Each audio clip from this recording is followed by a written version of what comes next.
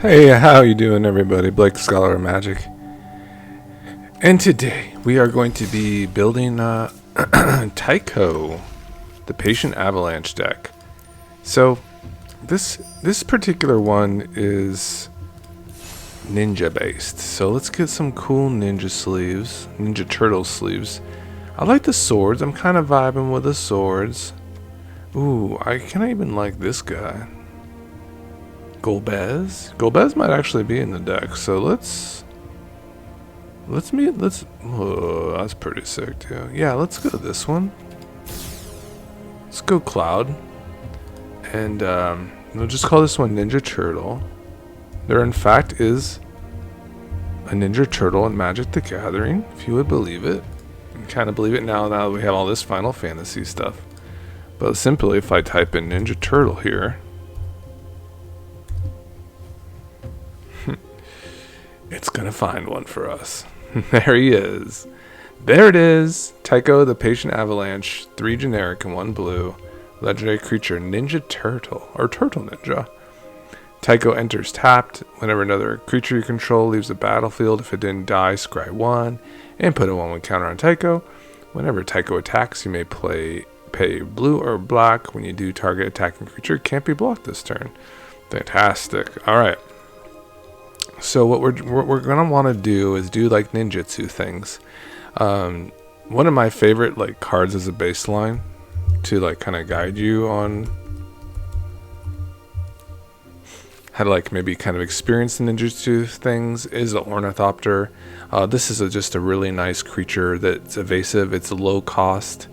I mean, it is 0 cost, so you can simply just cast this for free. Then you have like cards that basically have ninjutsu 1, you know, for 1 cost, and you can just ninjutsu them onto the battlefield because this is not you know, readily blockable in most circumstances.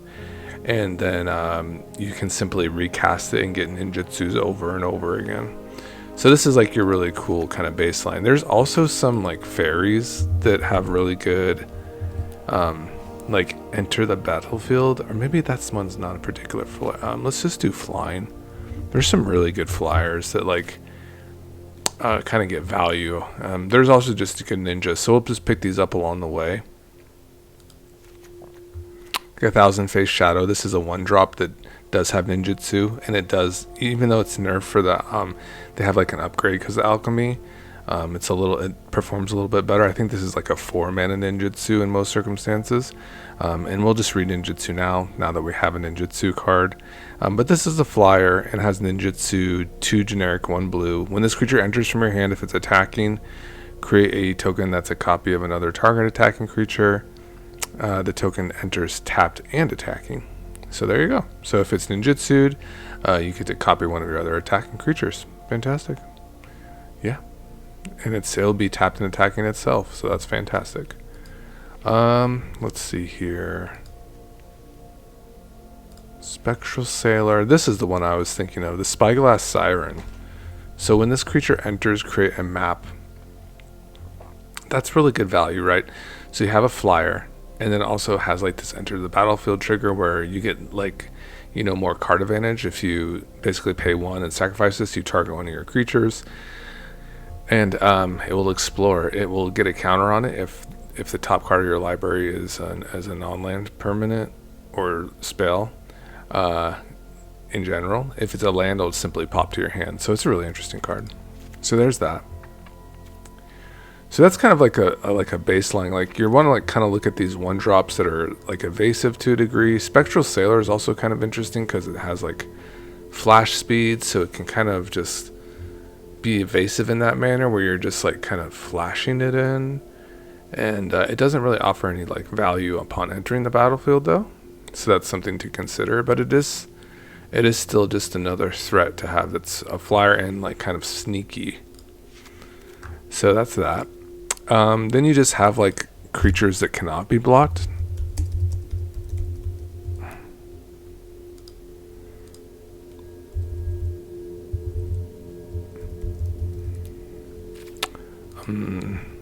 We'll just put in block. This one actually is good, but this card is not what it is in real life. This is actually like a 4-drop in real life, so I kind of stick away from the cards that like, you know, aren't like real to a degree. I mean, this is fine. It's pretty close, but this card is not even close. But cards that we can play is like Slitherblade. This card cannot be blocked. Triton Shorestalker. This creature can't be blocked. These also do really well in rogue decks. Like both of these, Slitherblade and Triton Shorestalker, like your Anawan Ruin Thief decks. They're fantastic. They're like the top. Just because they like do all your rogue things, all that tribal nonsense. This is kind of a more expensive, this creature cannot be blocked, but they come in all the colors really. Like there's some black ones. I like Brazen Borrower in this manner where it's kind of like a really cool value card where you are, and this one catches my eye. Let me see if any others these flyers kind of catch my eye. In terms of like getting value, you know what? Like the Surge Engine is really interesting too in this manner. I feel like the unblockability is really good with like swords and stuff. You know, it's just like a really nasty threat, especially if we do artifact stuff.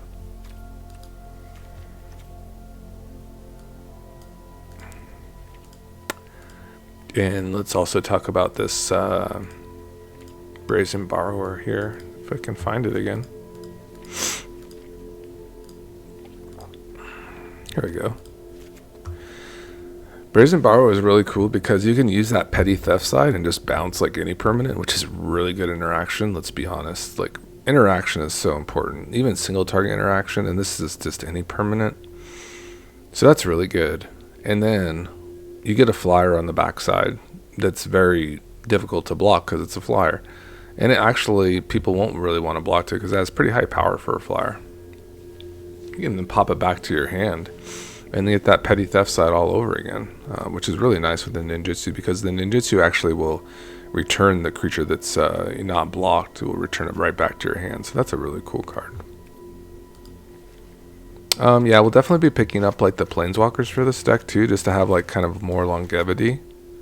You know, play a little bit more like kind of board wipes and such, kind of mass effects that don't hit the creature board. So planeswalkers are always very strong in that manner. And let's see what else we got going on here. If anything sticks out to me, I will let you know. There's our homie right there, Taeko. Kappa Cannoneer. Now we have 2 Ninja Turtles. Hell yeah. Yeah. We're not going to really be ninjutsu, and we're just going to be like smashing face with the Kappa Cannoneer.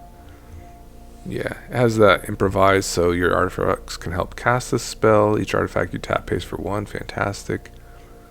Ward 4. Whenever this creature or another artifact you control enters, put a 1/1 counter on this creature and it can't be blocked. Fantastic. What a beast. There's our Changeling Outcast. It's fantastic. This creature can't block and can't be blocked. Love to see it. Any other homies here that are really cool? We will look through the black. We definitely will look. We found some sweet other cards so far. Ninjas along the way. Troll of Khazad-dûm is always cool. Ancient One. There's Kaito. Let's pick up a Kaito. There's our Planeswalkers. Zeralith. This is a rogue, but... Okay, return an unblock attacking rogue you control. We're not so full on the rogues. I wish we were. Rogues are sick. Creeping Tar Pit. Jite, that's a fine choice for just like being our equipments, right? So we can just put those with like our Kappa Cannoneer, Surge Engines, those unblockable, those really nasty threats that can be unblockable. Smuggler Copter, pretty cool card.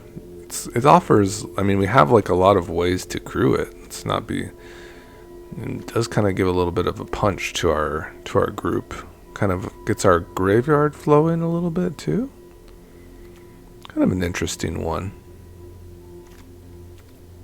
We'll have to see about that. The thing is that equipments won't stick to your vehicles, so once you put it, say for instance you put an equipment on the vehicle, it will fall off when it goes back to being an artifact after combat at your end of your turn. Murex is kind of fun. It kind of always like puts like a threat to the board if your stuff gets killed. Let's see if there's anything else here I might have missed.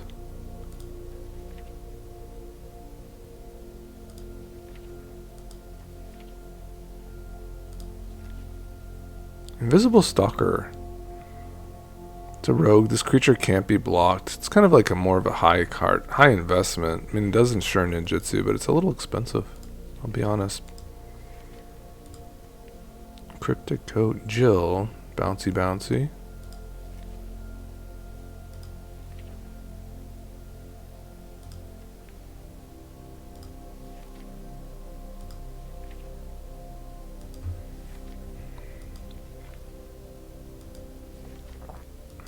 Blood-Soaked Champion.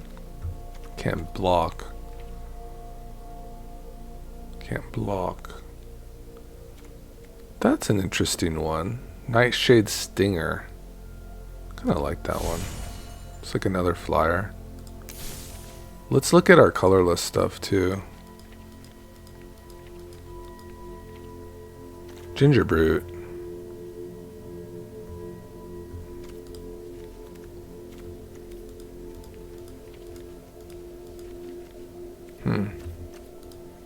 Just this flyer, huh? I think it kind of gets better in EDH. We have some better options. There's some Intimidate creatures, some other rogues that we kind of get access to, but this is not the worst for what we're doing, is it?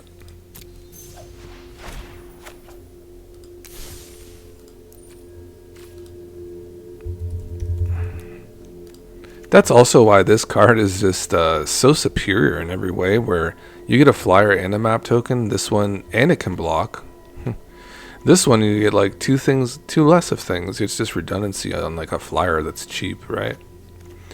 I think like when you play these low, mana value evasive creatures, you probably want to look at some Death Touchers too.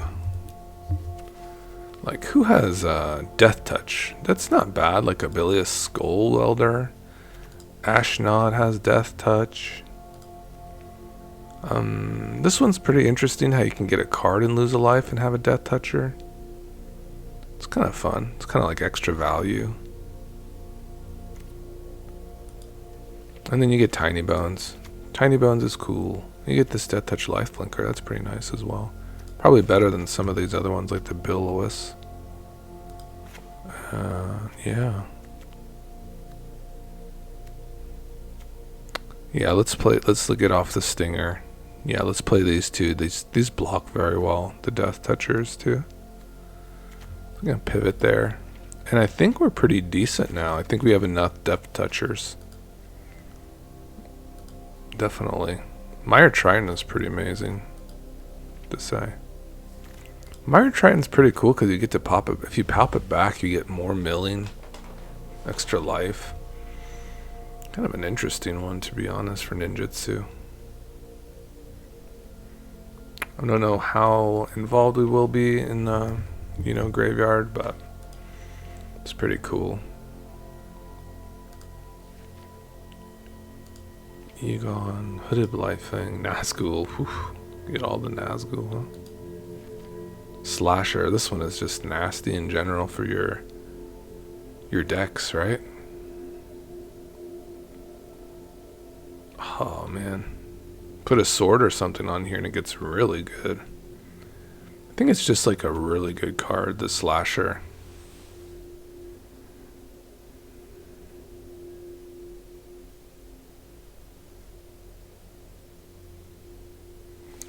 We'll put it tentatively in, just as like a generically good card.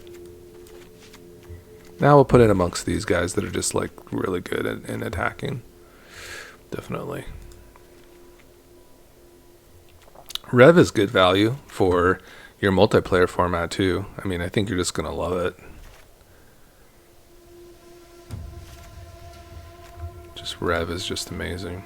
Shelly. Shelly's just like a really good Dimir card. I just think that the card quality is exceptional on Sheldred. It's just one of the cards of the format.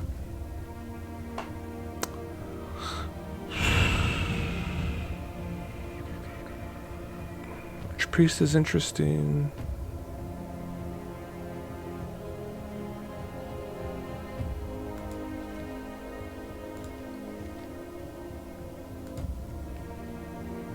All our death touchers here. I think it's nice to have like a manland or two for sure. Worm Coil Engine. Okay, so also the Quietest Spike seems appropriate for our unblockable stuff. So I'm gonna make a little thing here next door to our like beaters here for the Quietest Spike. Equipped creature has death touch. Whenever equipped creature deals combat damage to a player, that player loses half their life. Okay, that's pretty cool. Alright, so we'll get to ninjutsu soon, but let's find some double strike.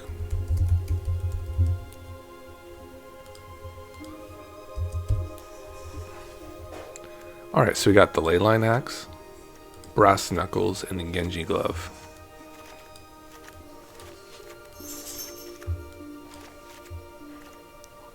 So, equipped creature has double strike as long as has 2 or more equipment are attached to it. So, yeah, basically you just need additional equipment, and then we'll have double strike on the creature. Not really the worst. I mean, we're gonna have lots of equipment, so I think the Brass Knuckles is a good way. We really definitely want double strike, so this is kind of a way to kind of achieve that. Eater of Virtue, I'm not so sure. I mean, it's a nice buff, but yeah, I'm not sure. Genji Glove, this is the card. Whew, you hook this up with some of your swords and you're gonna get like so many instances of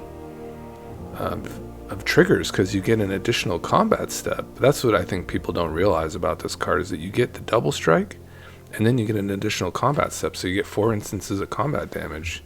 Put that on one of your like flyers and put any sword on that, and this thing is just smashing in and doing incredible amounts of damage.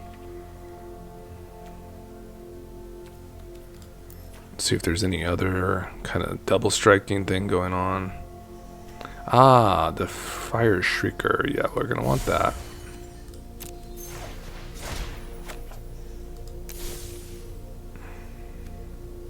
It's a high equip cost, is 4.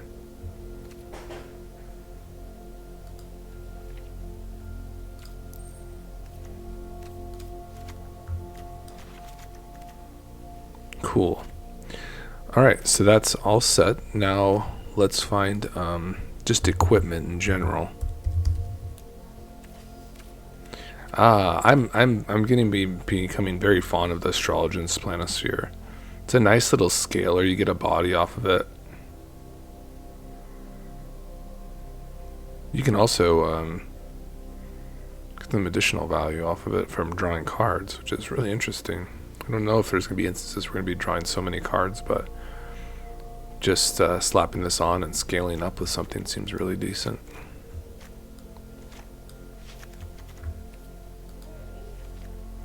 Key to the Vault is an interesting one from blockability.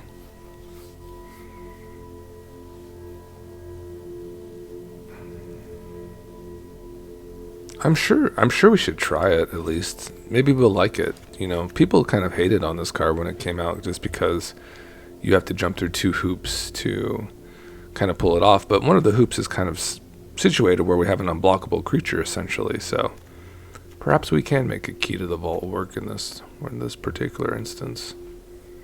Reality Chip, I think, is just a generically good equipment. And there is a facet about this deck which you're just going to love. And I think you're just going to like, it's going to make this deck seem really cool. You're going to be like, like kind of like a aha moment. So let's just see what kind of other equipments we have going on. Thieving Skydiver. Kind of interesting.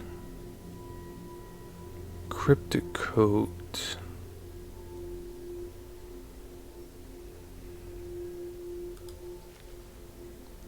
I feel the Vorpal Sword is definitely a cool include, just to like try to win the game, you know, with that you know, sweet win condition. Just do damage to an opponent and they just lose.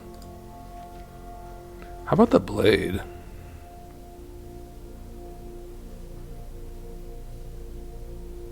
Equipped creature has base power, toughness 5/5. It has menace. It's pretty sweet equipment. You can equip it later on. I mean, it doesn't really buff our Taeko, but it's okay. I mean, it's just good for a menacing creature. And it's just acts as an equipment. It's not that bad. You can make one of our flyers really strong. Let's try. It is a creature itself. Really weird one.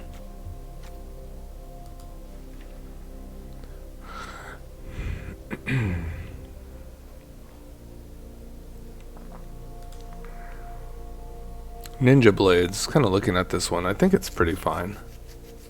Some nice like sifting through our library.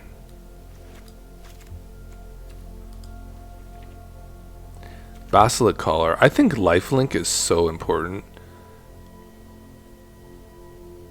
This and like Shadow Spear are so good.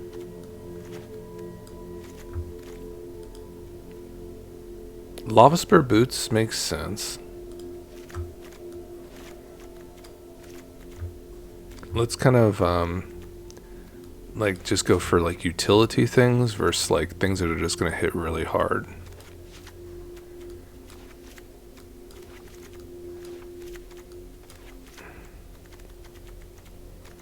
Okay.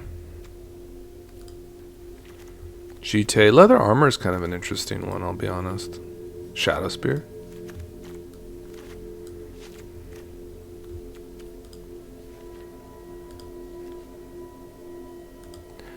These are interesting too, like these treasure artifacts. I kind of dig them. Good pick.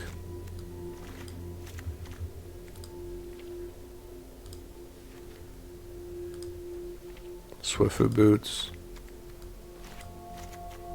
The Iron Crag is an interesting one because it's ramp, and then it can be like a... The reading of this is really weird, guys. The Iron Crag is the thing that loses the abilities in that last instance. It's not the creature itself. It's just because they put it in quotes. The equipped creature gets 3/3. So it adds colorless, and then if you have a legendary creature, you can convert it to an equipment that will give a creature 3/3, which is cool. The Iron Crag will no longer be able to produce mana at that point, though, if you do that. So what's up? The people are saying this is the new hot stuff. The Dominion Bracelet. Equipped creature gets 1/1, has 15. Exile the Dominion Bracelet. You control target opponent during their next turn.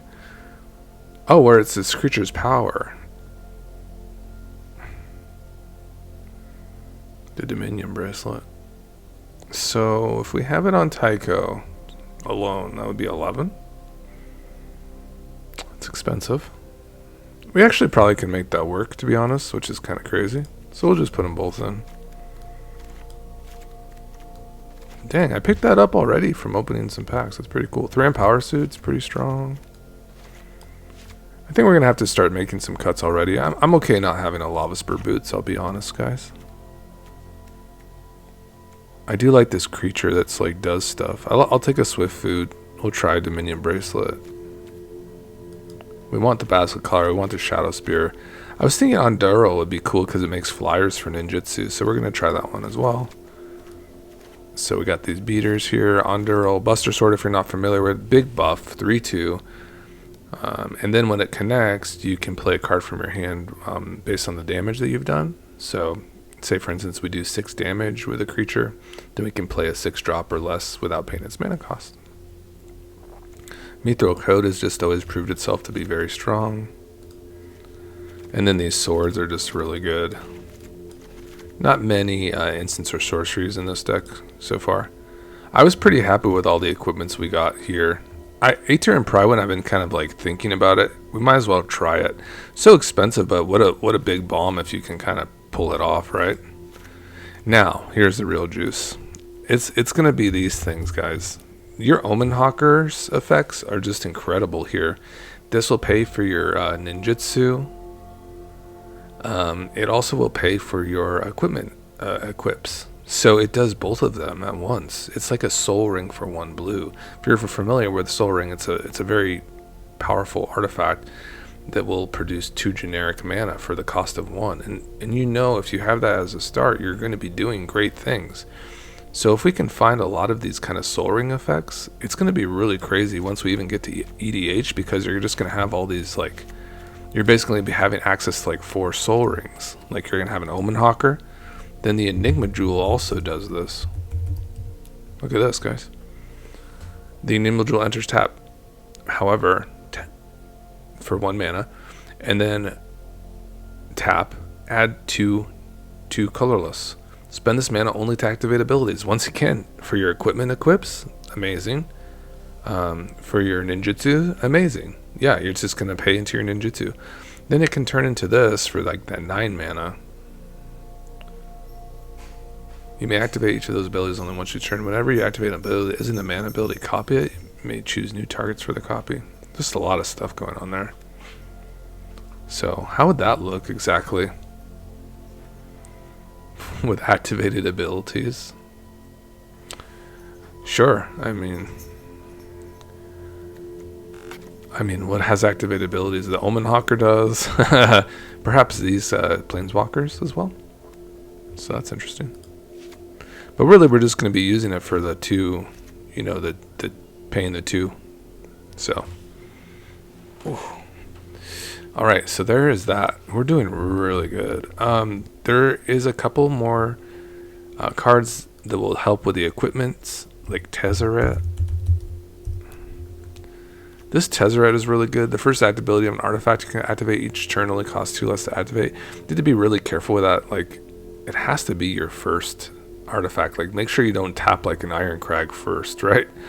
You're gonna want to, like, you know, utilize that thing that has a cost associated with it, you know, and make sure that's the first thing you do with the artifact, right? Yeah, be careful with this one. You have to be careful with it. How about this Tezzeret?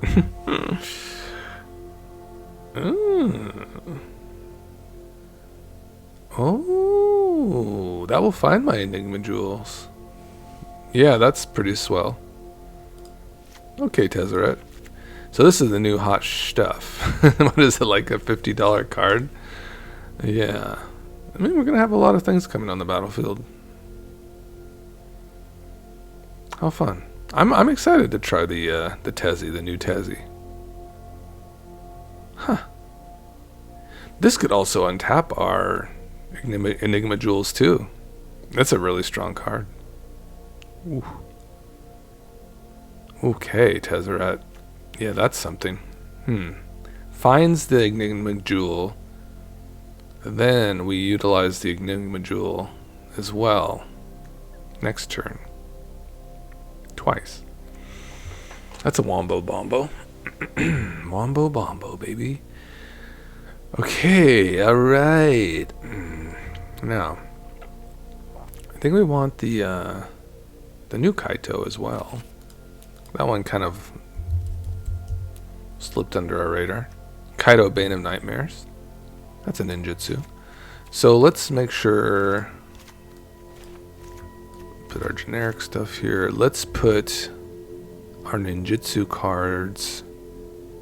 There's going to be quite a few. Let's put them here.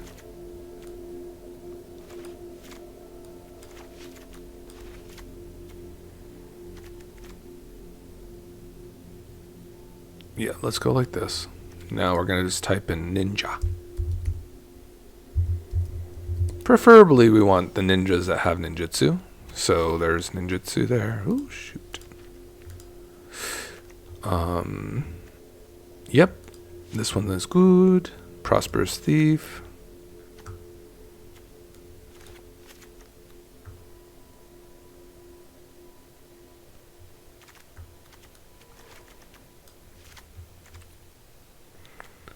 Covert Technician. This will actually get us some artifacts action. Yeah, you wanna pump up the Technician a little bit. Be able to freely cast some artifacts from our hand. Mistblade's Syndicate will make additional Nagas that are copies of themselves, and so will produce more and more as it continues to connect. Really cool card. 1/1 illusion token for 3 ninjutsu is not very good. This one's okay because it will bounce a creature. This one's good because when it deals combat you may draw a card.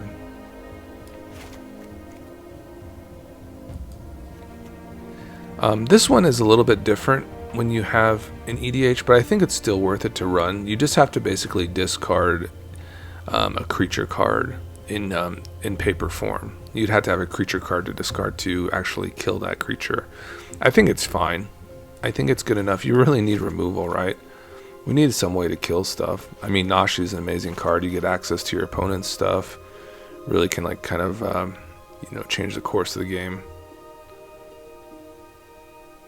I like the Biting Palm Ninja. I think that's really good. Just to get into someone's hand is really strong in any format.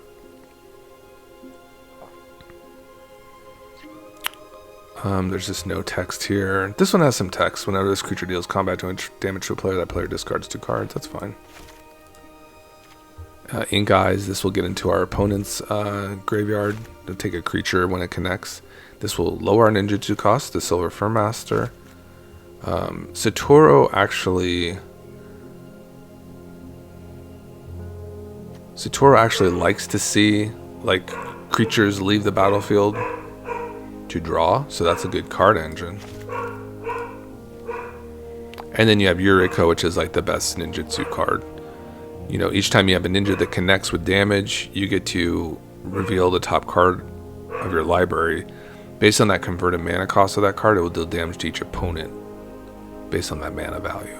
My god. So you draw and you deal damage to your opponents. Ingenious Infiltrator is in. And then we have this Kotase. So I think we did pretty good. You want to just kind of add like some stapley stuff. Obviously, Mana Drain is good. Probably Counterspell is pretty swell.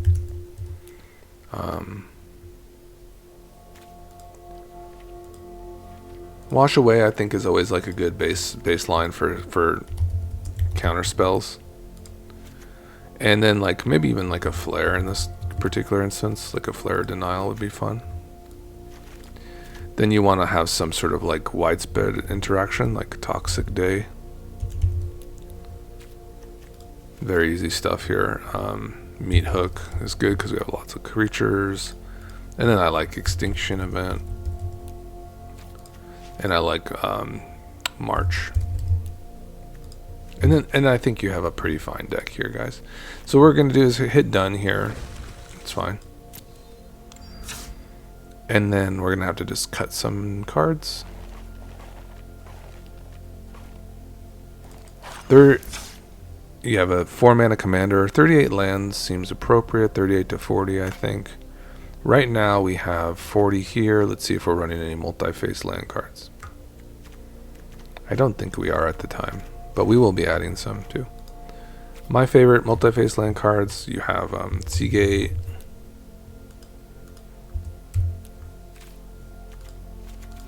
Agadeem, it's for Resurrection, Seagate's for cards. Fell the Profane has been really good. Just to be a land when you want it, or a removal spell, fantastic. And you just have to pay 3 life for it to come in untapped. Malika Rebirth is really awesome, just for some resurrection. The channel lands are really good.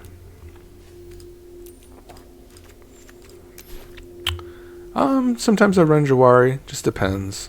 Just really depends. Any other lands that just come to mind that we want to add right now that are like tech lands? I think we probably got it all pretty much figured out. I mean, I do like Hive. And I am a fan of Hall, the man lands from... I think that was from... Was it the Baldur's Gate series. Alright, so there we go. We're pretty happy. Now we added some lands along the way. I think we added, here we'll just put all the lands. It starts you at a baseline of 40. And we can kind of see where we're at now.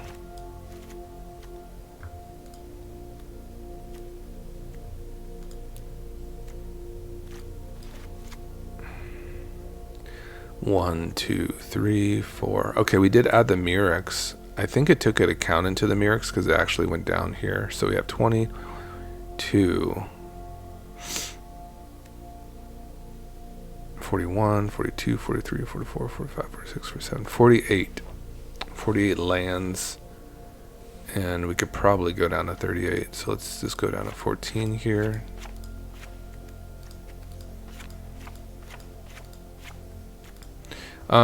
Like the Aether and Prywin, I think it's just too expensive, guys. 6 mana, equip 5, just crazy. This is more appropriate, like a 5 cost equip 3 is much better.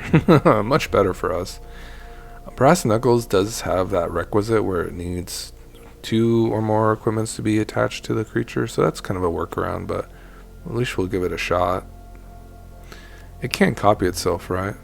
Yeah, you get 2 copies of it, so it's interesting overall.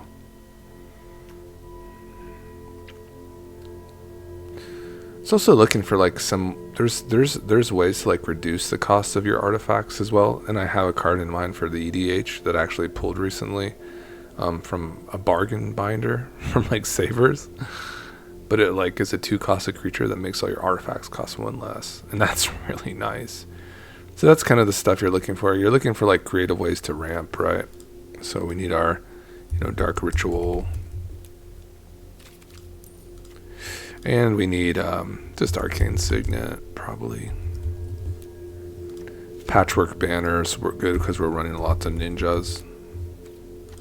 So we'll give a buff to all our ninjas and a little bit of ramp. I think you're pretty happy with that.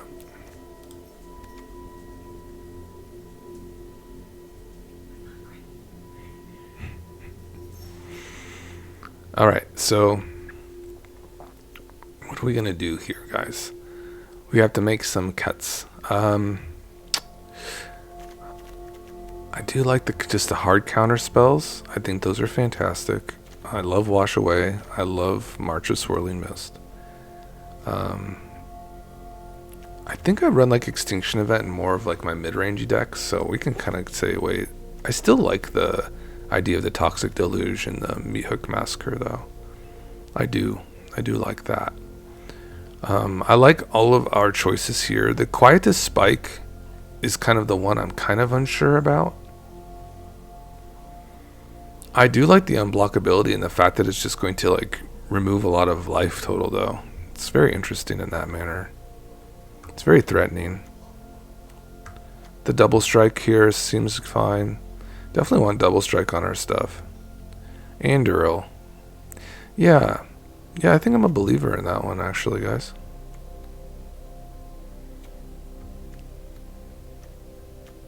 Ninja Blade seems fine. This just is going to, like, loot out cards, right? Yeah, it seems okay. Flare. Okay, let's get rid of Flare. We have black creatures, too, so Flare doesn't look as good. I think Brazen Borrower is good for a little interaction. Ninjas, Prosperous Thief, Surge Engine. Yeah, it's good with our equipments. These are all ninjas. Key to the Vault.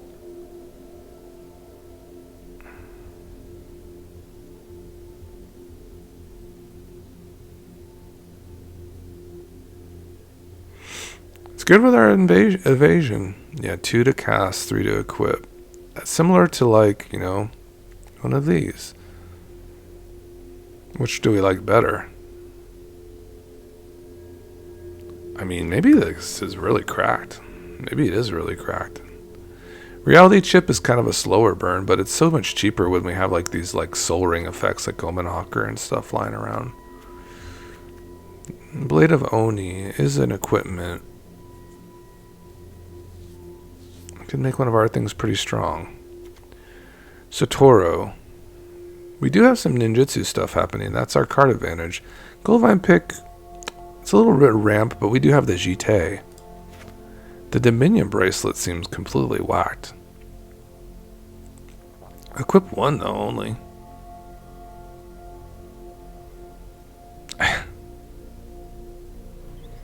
Equip creature gets 1/1 and has 15. Exile the Dominion bracelet. It's pretty sweet. Yeah, we kind of get there with our effects, don't we? Thran Power Suit makes sense. Yeah, all of these are probably going to be very difficult to cut away. Wash Away, very strong. March is good, but I'd rather just have the Wash Away here. I like Ashnod.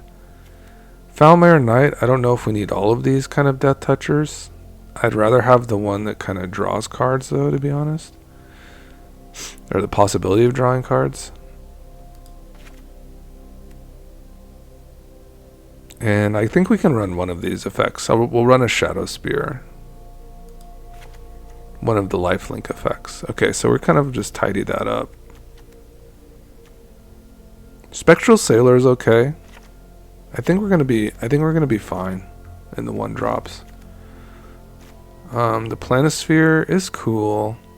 It definitely does scale up. It definitely brings a body to the battlefield. So it does like a couple things for us. Reality Chip can't really like attack in, you know, but it is value.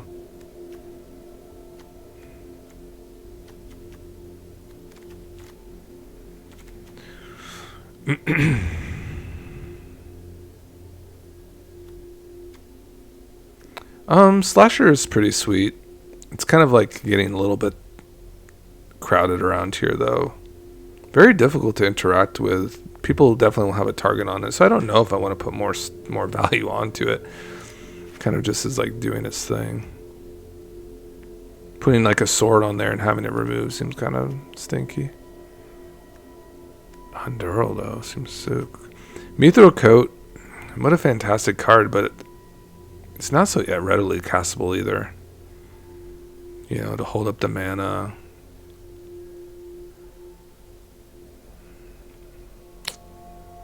It is a card, though. It is a freaking card. Yeah, I just don't know. Like, we're like kind of like tempo-y. I don't know if we need to like buckle up. I like Meathook Coat for like my Tival deck where it's like a big tank. You know, it's a little bit different than Taeko. Taeko is kind of more low to the ground, I'd say, overall. We can just kind of get by on our double striking, like 1-drops, you know, that are flyers.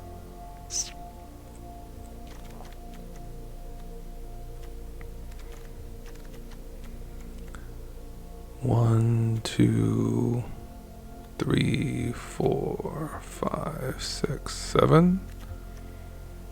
It's pretty decent. 1, 2, 3, 4, 5, 6, 7.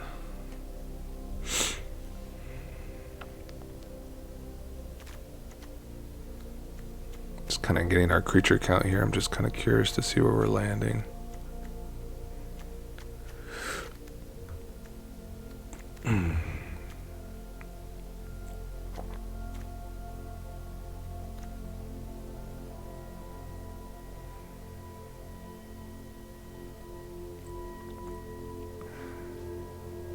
Does seem to be pretty heavy on the artifacts. Kind of like it like that.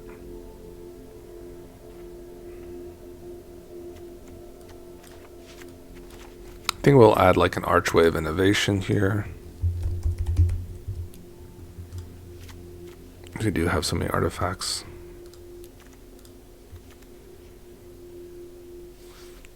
I really wish we could have gotten the Brazen Borrower in there. Its interaction to so, I think it has to say. We do have a lot of evasiveness already. Surge Engine is cool, but it is kind of like a build around, but it does get better.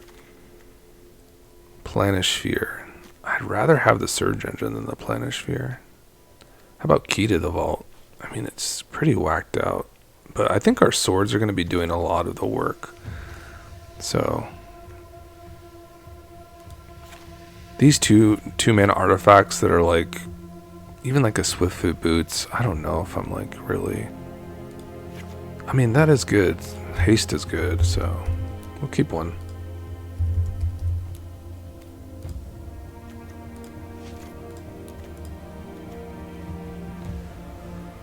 The Dominion Bracelet is kind of a meme card, isn't it? Yeah, it's so expensive. It's cool, but maybe there's a cool build around like with Galta for that or something, but I don't think we're a Galta deck.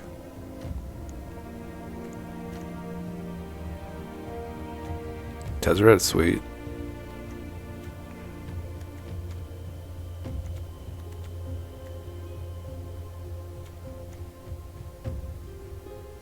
We're actually at 2 cuts now, so we're probably doing pretty good.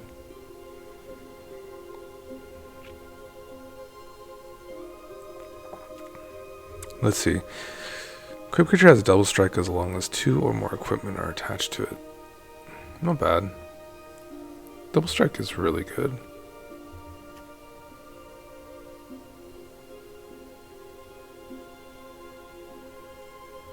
One, 2, 3, 4, 5, 6, 7, 21. 39. 39 lands. We can go down 1. Is there any other multi-face land cards out here?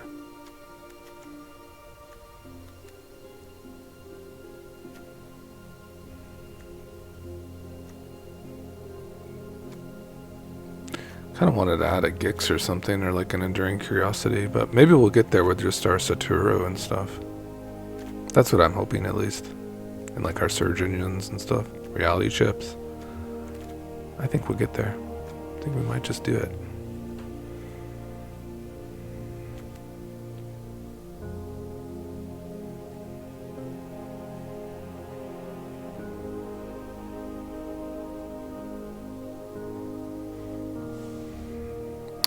I'm not really too fond of the equip 3 for this. How's the equip on this one? It's 2.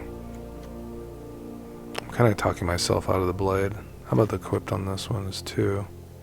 But it's just, I mean, it is a little bit better.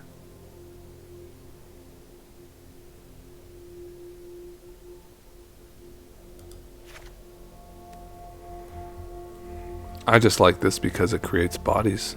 Creates more ninjutsu bodies. Especially if you have like a legendary. What's our legendaries looking like here?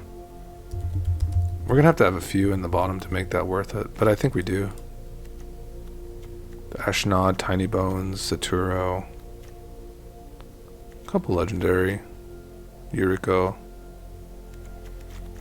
Yeah, the Enduro looks pretty good. 37 lands. And then call it. Cool, guys. So this will be the deck. Do I have to acquire a Tezzeret? Maybe not. Maybe we'll work up to that. I do have in mind for the 99, and I think I have all these cards except the Genji Glove. So we're definitely be presenting this in paper soon. So be on the lookout for that. I'll probably do a live soon, probably next weekend for this deck. So catch me probably like maybe Saturday morning. Let me know, guys, when you want me to go on for Saturday, and we'll do a live, and that'll be that. And we'll play some Taeko, and then we'll probably be able to present the deck pretty soon. All right, guys. So we've come back from our first initial, deck building portion, and I'm ready to show you some gameplay. This is really just a hard and fast deck. You really want to get in with Taeko or one of your other unblockable creatures. A card like Quietus Spike is definitely one to look out for, because if we connect, we just take out half our opponent's life total. Couple swings with a big 4/5, including taking a half life total at a time, and we're going to get in for the lethals. Double strike is definitely something I still want to emphasize, so Genji Glove and Leyline Axe's double strike finishers are definitely your bread and butter. So I have an idea for the thumbnail and everything. It's going to be amazing. The bread and butter, baby.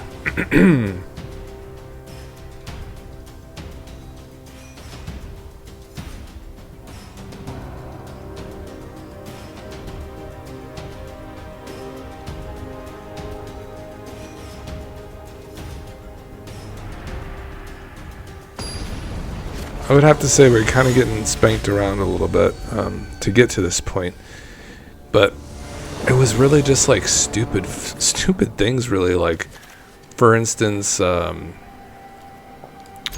into like a, what is it, the Mossborn Hydra, and thinking I had unblockability with Taeko, even having mana open because I had a Sword of Frost and Fire, and then finding out that because Taeko is the Sword of Frost and Fire gives you protection from blue, that Taeko can't give himself unblockable when you have that sword equipped because you have pro blue, your protection from blue. So you're basically like you know, keeping yourself at a value, which is just crazy. Like, that's such a good sword and it would be so good. But I think so even the Sword of Feast and Famine would be a non-bow with Taeko, because he would basically he's black as well, right? I'm pretty sure he is because he has black in his text. That's also a weird question. Weird like little commander feature because he has like black in his text. Just some interesting stuff overall. Avora is an incredible card. We'll be drawing. Love Ornithopter here. Sewers is fine. You don't need any more unblockable. Pretty cool. We can play Shadow too. No, I'll keep up the protocol. Ooh, that's really good for them. That would make a 3/3 here. That kind of turned me off. Yeah.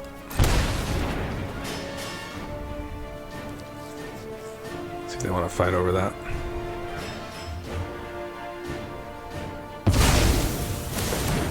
Yeah, that would turn this into a 3/3. At the moment, they can make it into a 2/2. Ooh, that's really good at Martin. Okay.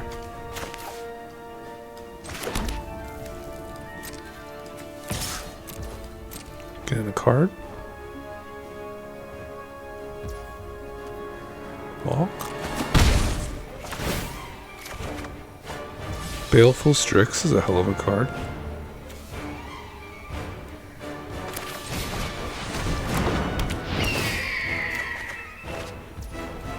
Did I not hit? I think I hit land for that turn. God, I hope I did.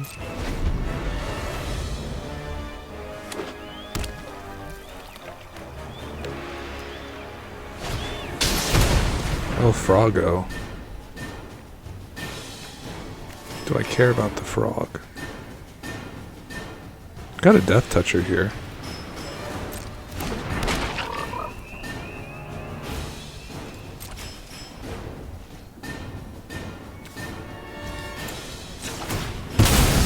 No more surveillance, so this is just going to be like a island is fine.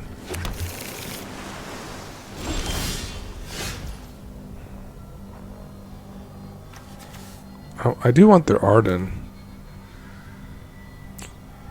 I'm going to try to get to it here.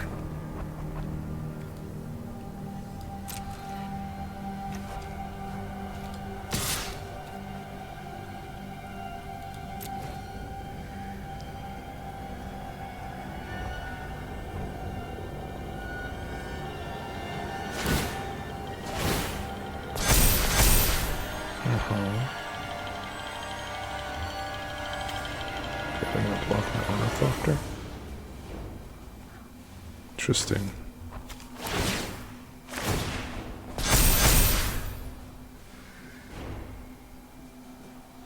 They go down quite a bit of cards to do this.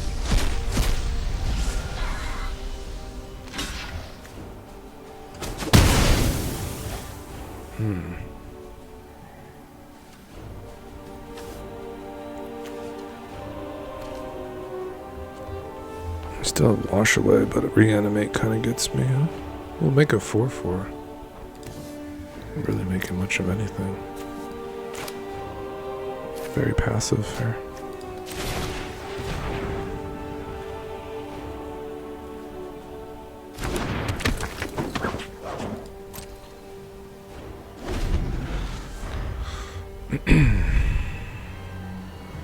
Can kill it, Revora.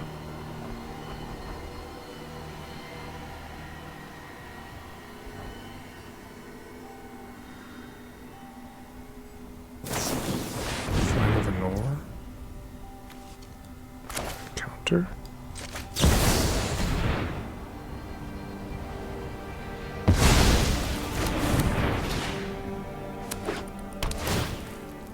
Sure.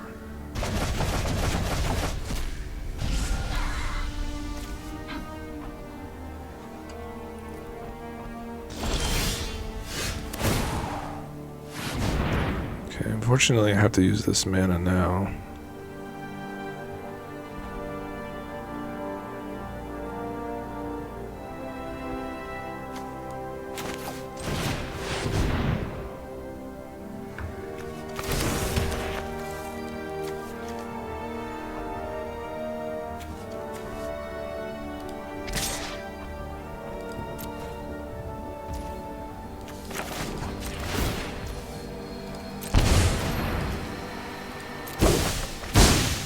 It's gonna be a treasure and a card, right?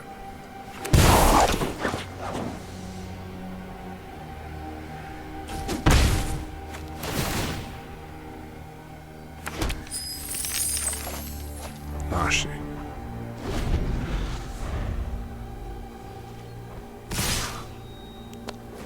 Yep, I'm gonna have to block that frog.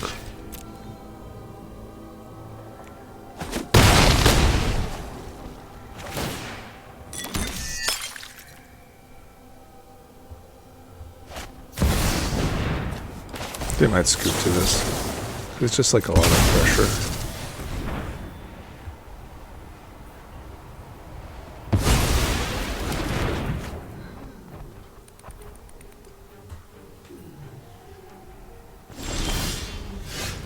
Buster Sword. 3 to equip the Genji Blade, eh? That is a hell of a card. Double strike and additional combat steps is just crazy, guys. It's just crazy, bro. It's absolutely crazy.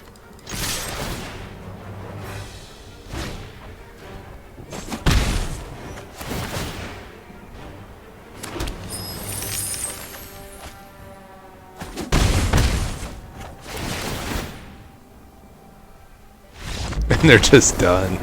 They're just done, guys. The glove. Give me a like for the glove. Amazing. Alright, one more. One more for the Genjis. Seems like the interaction is there. Seems like we got a deck. Love to see it. Love to see some Taeko get in there, but man, that deck was kind of firing on us.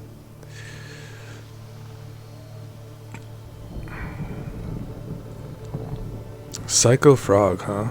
Oppo goes first. Not too much going on. Let's free mulliganize that. Seems good. This is kind of that priority to get your like kind of 1-drops flowing here. Very low ninjutsu action here, to be honest. It's a value.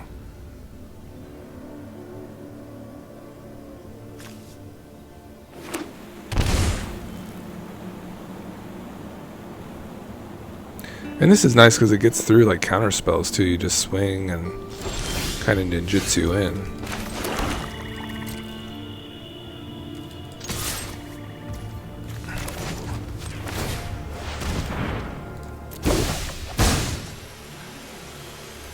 They have like a stifle or something. They can interact with this. They can remove that. You'll let it go. Yes, please. Ooh, very good for our equipment and ninjutsu. The Enigma Jewel is perfect. Yeah, this deck also runs like basically, 3 Soul Rings, so.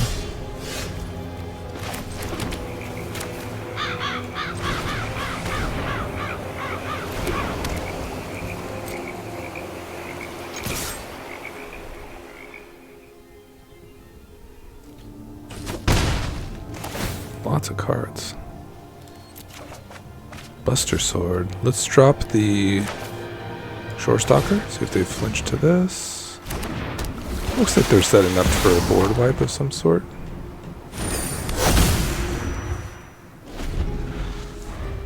Easy equips for the Enigma Jewel. This will pay for 2 of the equip cost.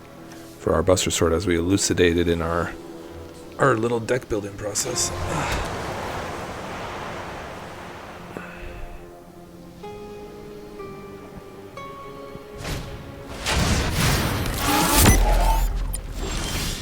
Mandate can't hire.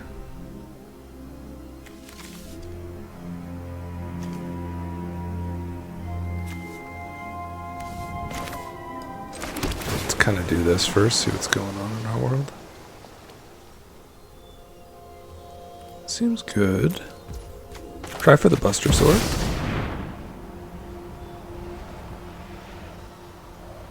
Let's put on our unblockable guy.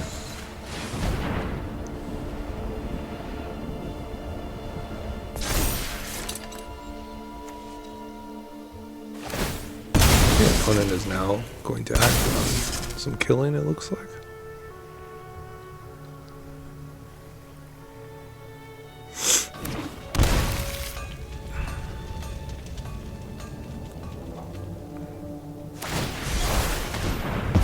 Okay. No attacks.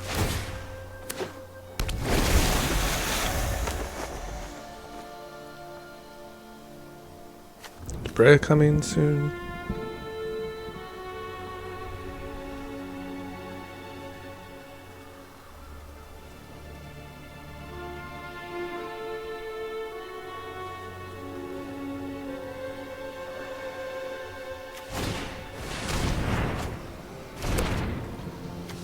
Thoughtcast is cool. We can try this again.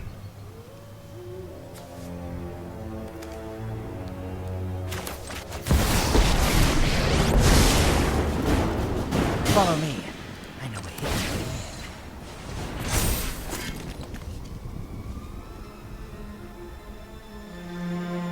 way. Yeah, I'll +1 on our ninja too here. Follow me, Pon-Pon-chan. Okay. Look at the boots.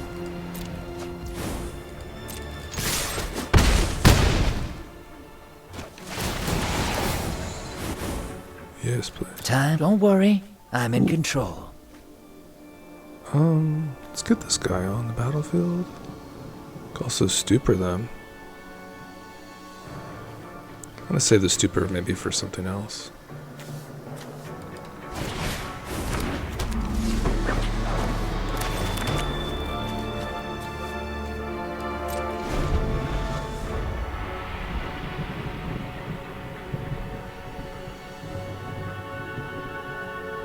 Wow, this is already at 6. Sweet.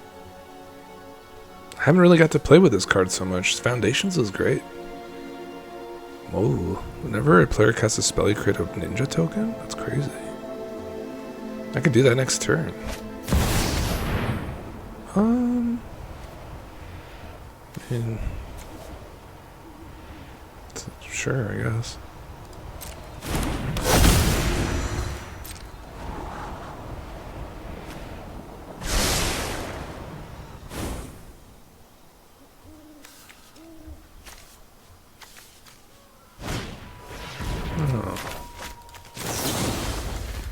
Send that back.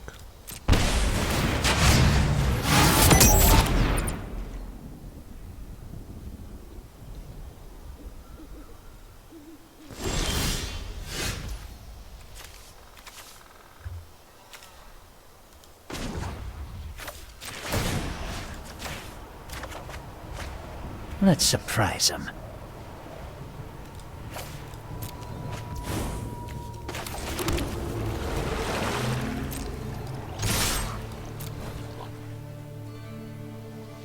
Guess I have to block that other one. Anyways, just a free block. And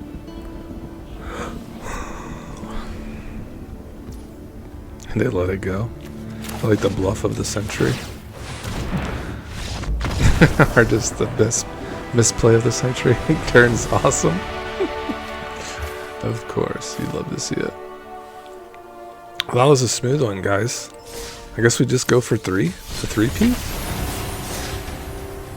Ha ha ha ha, bust his sword.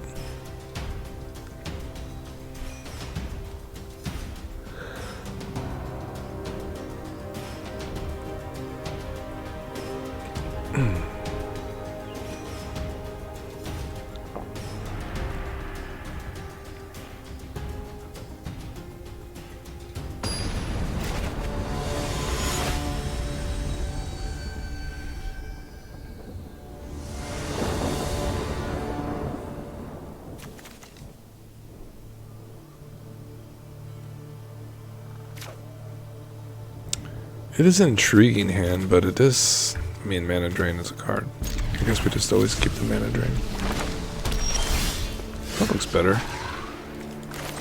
Like a threat now.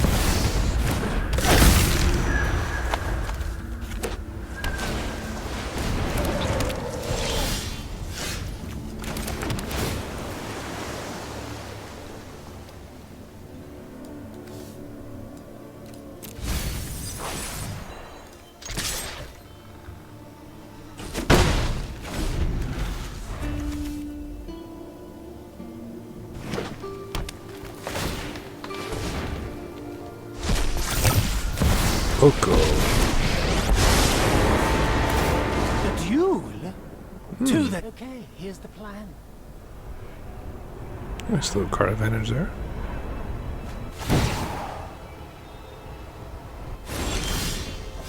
Let's raise the stakes.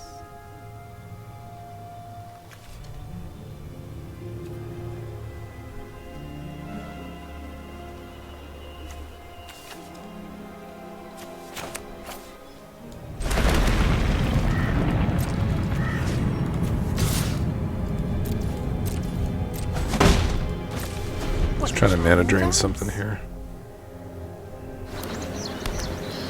Oh, now their things are uncounterable, so that's cool.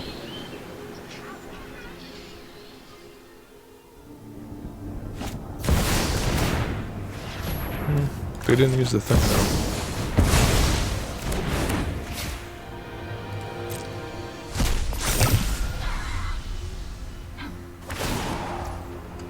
Sure. I'd like you to meet a dear friend of mine. Would you like to see a magic trick?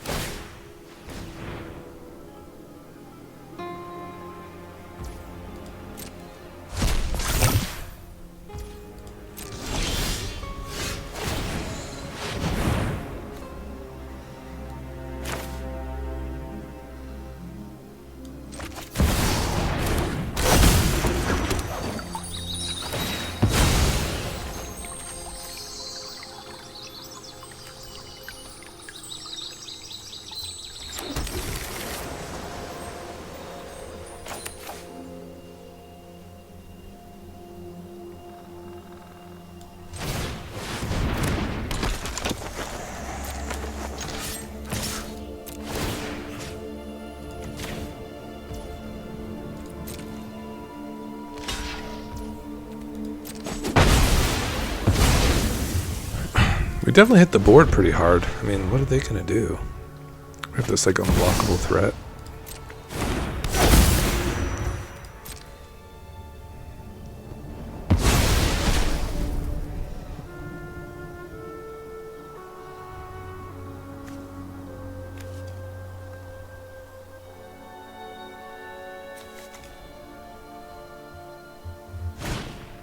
Ooh, what's that?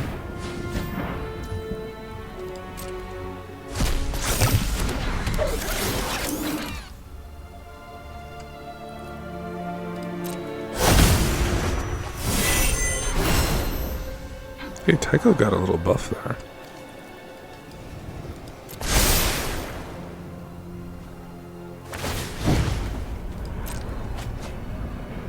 I'm taking the lead.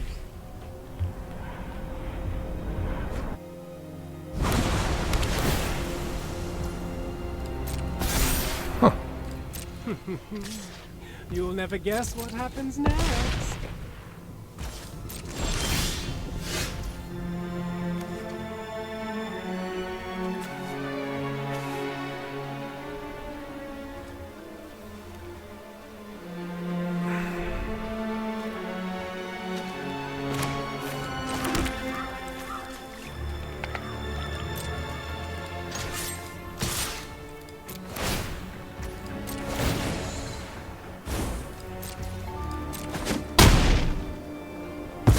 ride off into the sunset.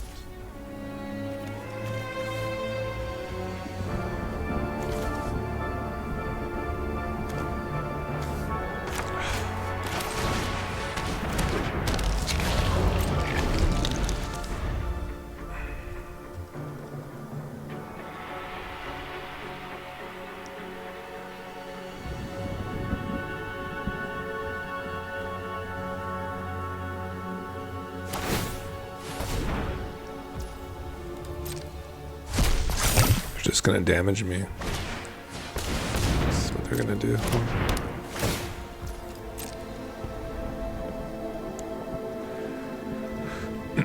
Jeez, this thing.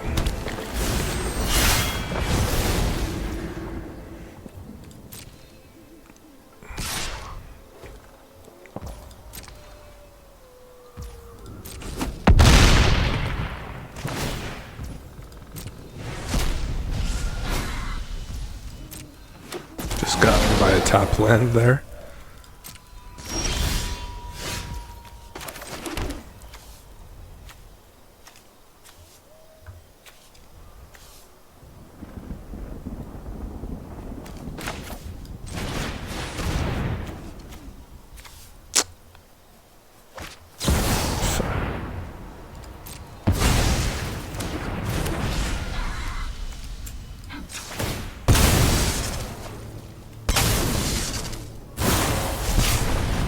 Oh my goodness.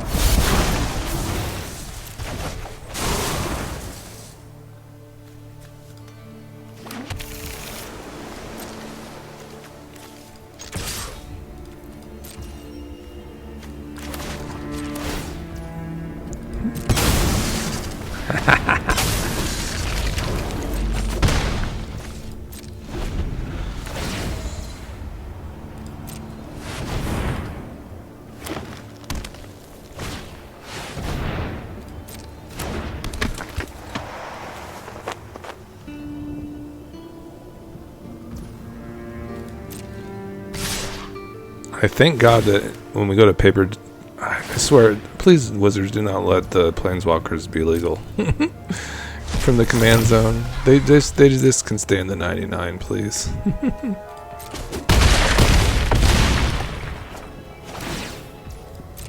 I think we kind of got gotten by that top lane there. I'd rather not be gotten by that, guys. I will be frank with you. It's not really worth it, you know? Oh man, who knows? Who knows what we've gotten? We've gotten a treasure. Yeah, I mean, manlands are cool, but if they can come untapped, that's not really that cool, is it? I mean, the Hive is like that. The Hall. This comes in untapped most of the time. The castle is fine. Tower is pretty decent. And then where's the other manland? Restless Reef. You probably just play like basics, right? Mostly islands seem good. Alright guys, last game, and then let me know what you think about the Ninja Turtle deck. I thought it was fun. Overall, even though we just got smashed by Oko.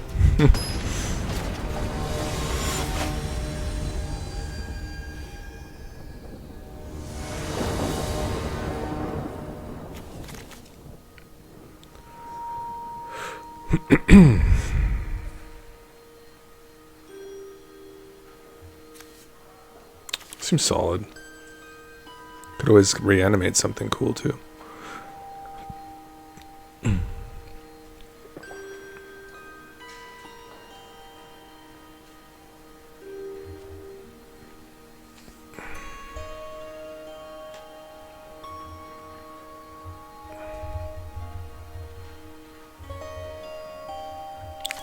Deep Thinker acquired.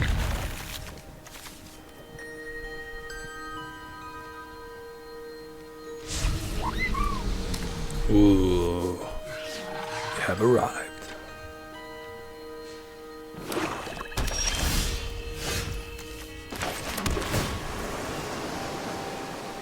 It's a hell of a card.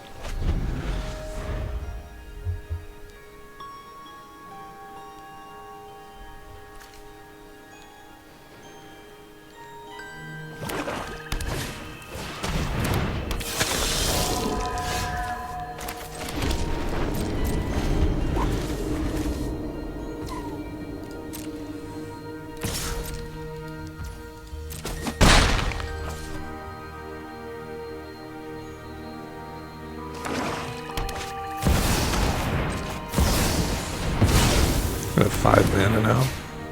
Patchwork in a black market seems good.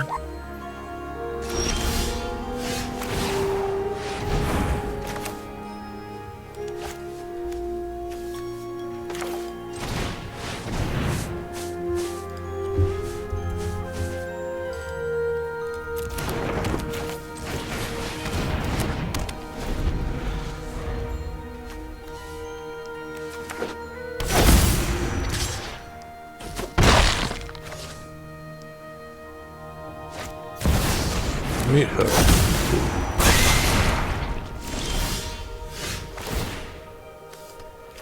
Let's do a full send to start. Let's go here.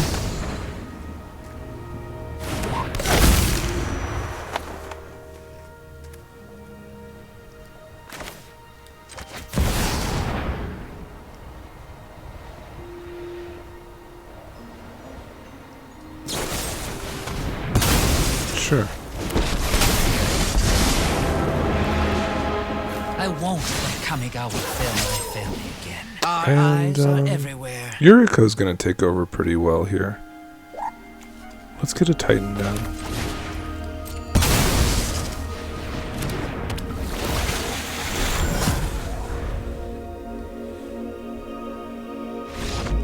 Yeah, we just got to pop there. Mana drain.